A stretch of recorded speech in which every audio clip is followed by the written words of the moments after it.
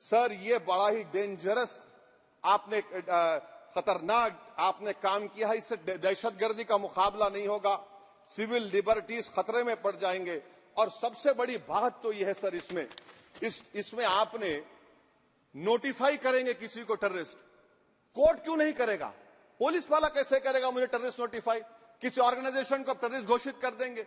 तो ये खुद सेपरेशन ऑफ पावर्स का वायलेशन है, जुडिशियल इंडिपेंडेंस का वायलेशन है और इंदिरा गांधी वर्सेस राजनारायण केस का वायलेशन है।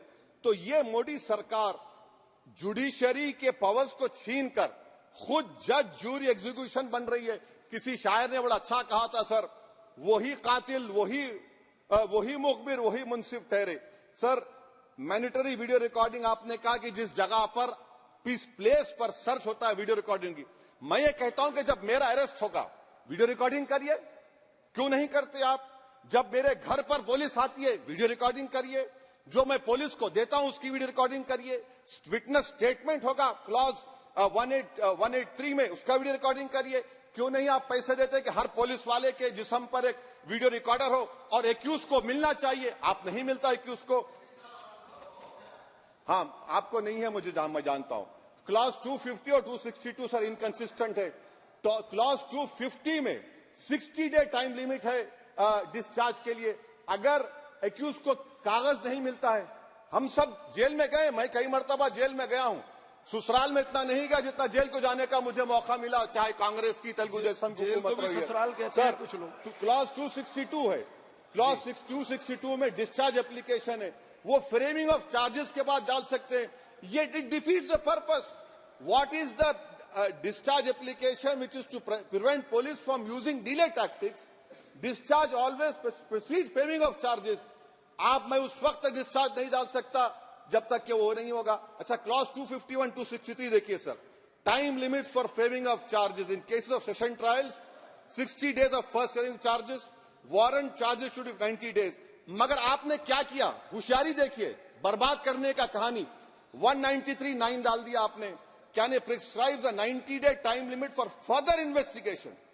For further investigation, what will happen when supplementary charge sheet are put? Will the accused be acquitted? क्या मुझे छोड़ देंगे आप? क्या कोई timeline? This is a dead letter. यानी आप तो पूरे का पूरा सिविल राइट्स, लिबर्टीज बोलिए सब छीन ले रहे। अच्छा सर इसमें आपने लिंचिंग का एक कानून बनाया बीएनएस में, सेक्ट क्लॉज 103 में। अब आप इसमें देखिए सर, लिंचिंग कब हो सकता है? जब आप ये बताएंगे कि ये पर्सनल बिलीफ पर मारा गया, किसी को जेंडर पर मारा गया, कास्ट पर मारा गया। सर आप तो एक्यूज को तो मौका दे रहे हैं छोड़ने के लिए, आप तो एक्यूज को मौका दे रहे हैं। अच्छा पर्सनल बिलीफ में रिलीजन क्यों नहीं लिखते भैया आप? इन तीनों कानून में रिलीजन इस्तेमाल किया गया, पर्सनल बिलीफ में रिलीजन नहीं आता। अच्छा सर आप ये भी देख लीजिए कि 190 में अनलॉफुल असेंबली है, 5 और मोर एक्टिंग टुगेदर। फिर ये क्यों कर रहे हैं आप? 5 मिलकर भी मर्डर करेंगे तो एक 103 भी तो आपने कर दिया। तो इनका यानी ये तो इसका अनलॉफुल एक्टिंग टुगेदर है। अच्छा सर मैं आपको बताना चाहूंगा, आपके ये बीएनएस का 172(2) आप देखिए कि पेटी केसेस में when the occasion is passed, किसका मतलब क्या है? व्हेन द अकेजन होगा क्या सर? अब आप हम चुनाव लड़ते तो जो हमारा जो पार्टी अपोजिंग रहती है वो कहती है कि इनके 25 लोगों को 50 लोगों को गिरफ्तार कर लो, गिरफ्तार कर लेते मेरे बूथ के एजेंट्स को, और बोल रहे व्हेन, उसमें आप लिख रहे क्या है?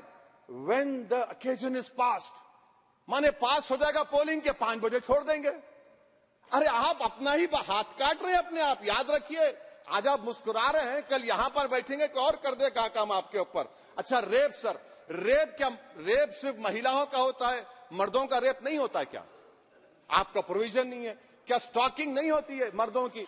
अच्छा जस्ट होता है सर, आप हंस रहे हैं, होता है, होता है। आपकी हंसी इस बात का इकरार है कि आप जानते हैं किसका हुआ है।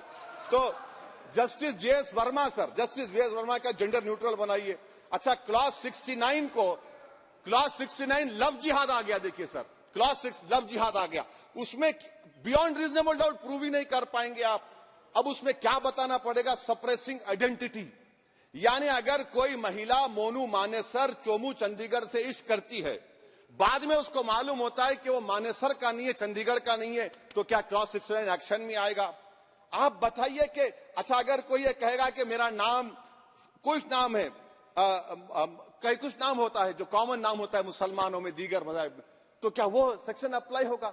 ये क्या आप कर रहे हैं? अच्छा आपने अडल्ट्री को निकाल दिया, आपने होमोसेक्सुअलिटी को निकाल दिया, तो ये कंसेंशुअल सेक्सुअल रिलेशन जो 18-20 साल के ऊपर के लोगों में करते हैं, मैं इसका खिलाफ जरूर हूं मजहबी एतबार से, मगर आप क्यों उनकी ऑटोनॉमी को रोकना चाहते हैं? अच्छा सर, सेक्शन क्लॉज 1093 बीएनएस का, आपको it does not require knowledge और intention part of person facility commission of organise crime. ये मैं 5 मिनट दीजिए सर। सर बीएनएस का सेडेशन पे देख लीजिए, सेडेशन को आपने दोबारा ला लिया, लफ्ज सेडेशन इस्तेमाल नहीं किया आपने। 3 साल से 7 साल आपने सुप्रीम कोर्ट को अंडरटेकिंग दी थी कि प्रोविजन नहीं लाया जाएगा। तो चेयरमैन सर, यहां पर हिंदी के एक बहुत मशहूर कवि का वो शेर मुझे याद आ रहा है, मैथिली शरण गुप्त का, कि राज्य को यदि हम बना लेंगे भोग तो बनेगा वो प्रजा का रोग, फिर कहूं मैं क्यों ना उठकर हूं आज मेरा धर्म राजद्रोह। कार्ल मार्क्स ने कहा था sir, history repeats itself first as a tragedy, second as a Fars.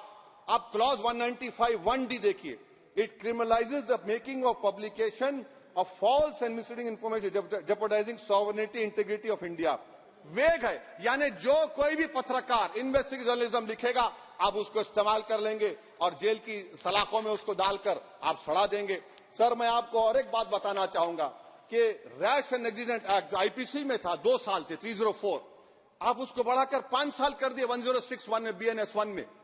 और rash and negligent driving 304 IPC में था 2 साल की सजा थी, आपने 10 साल कर दिया। ये क्रिमिनल जुरिस्प्रूडेंस का हिस्सा नहीं है। अच्छा, क्रिमिनल ऑर्गेनाइजेशन उत्तर प्रदेश में यूपी गैंगस्टर एक्ट में एक चार्जशीट में गैंगस्टर एक्ट लगता। सर आप बताइए फिर यूएपीए का क्या होगा, पीएमएलए का क्या होगा, महाराष्ट्र मकोका का क्या होगा, गुजरात के कोका का क्या होगा? आप ये सब कानून रख रहे हैं और एक पुलिस वाले को आप ये तमाम कानून की इजाजत देंगे? याद रखिए, जिंदगियां बर्बाद करने का काम आप कर रहे हैं और सबसे बड़ा इसका नुकसान होगा। किसका नुकसान होगा? दलितों का, मुसलमानों का, आदिवासियों का।